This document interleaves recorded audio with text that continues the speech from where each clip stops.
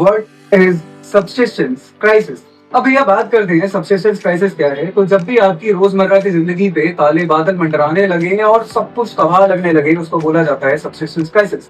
Basically जब रोटी कपड़ा और मकान पे चीजें खराब होने लगे, जब आपको ना रोटी मिले, ना कपड़ा मिले और ना मकान मिले। फ्रांस में भी यही हुआ था। हुआ क्या कि भैया फ्रांस की जो पॉपुलेशन थी वो एकदम से बढ़ गई। एकदम तो नहीं था, पहले फ्रांस की पॉपुलेशन हुआ करती थी 23 मिलियन, बट 50 साल के पीरियड में 1789 आते आते तक ये पॉपुलेशन हो गई 28 मिलियन। अब बढ़ोतरी 50 लाख लोगों की थी, बट लोग इसे झेल नहीं पाए। हुआ क्या कि भैया सप्लाई और डिमांड वाला रूल लगा कि पॉपुलेशन बढ़ गई बट उतनी सप्लाई नहीं, मतलब कि फूड ग्रेन्स नहीं थे, जिसकी वजह से महंगाई बढ़ गई, जिसकी वजह से इन्फ्लेशन आ गई और लोग इस चीज को झेल नहीं पाए।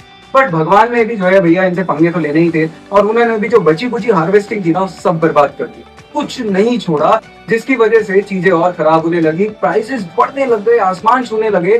और वही भूखे नंगे लोग, सॉरी भगवान जी ऐसे कहने के लिए, लेकिन वही भूखे नंगे लोगों के साथ क्या हुआ, वही बेचारे फंसते थे और यहाँ पे चीजें खराब होने लगी। हुआ क्या कि वेजेस बढ़े नहीं और रेट और बढ़ते जा रहे थे, जिसकी वजह से लोग अब ब्रेड नहीं खरीद पा रहे थे, कुछ खा नहीं पा रहे थे, कुछ पहन नहीं पा रहे थे। मतलब इतना बुरा हाल था कि लोगों को पत्थर खा के, मिट्टी की चटनी बना के अपना रहन गुजर करना पड़ रहा था, क्योंकि खाने को कुछ था ही नहीं, खरीदने को कुछ था ही नहीं।